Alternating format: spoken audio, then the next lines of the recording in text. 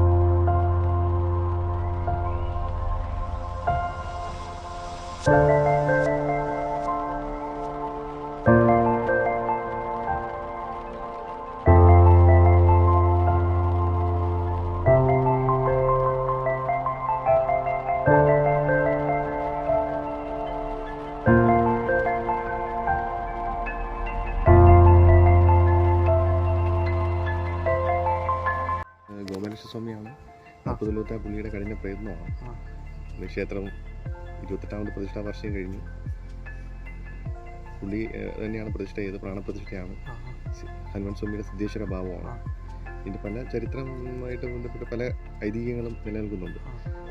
ഒരു ഐതിഹ്യം എന്ന് പറയുമ്പോൾ ഹനുമാൻ സ്വാമി സേതുബന്ധൻ സമയത്ത് പാറകൾ എടുക്കുന്ന സമയം ഇവിടെ ഒന്ന് എടുക്കുകയും ശിവലിംഗം കാണുന്ന സമയത്ത് തിരികെ വയ്ക്കുകയും ചെയ്യുന്നു. അങ്ങനെ തിരിച്ചിട്ട പാറ എന്നൊരു സങ്കല്പം, ഒരു ഐതിഹ്യമുണ്ട്. ബഹുമാനാർത്ഥം തിരിച്ചു വയ്ക്കുകയാണ് ചെയ്യുന്നത്. അങ്ങനെ ഒരു ഐതിഹ്യമുണ്ട്. പിന്നെ മറ്റ് 2-3 ഐതിഹ്യങ്ങളുണ്ട് ഇതുമായി ബന്ധപ്പെട്ട്.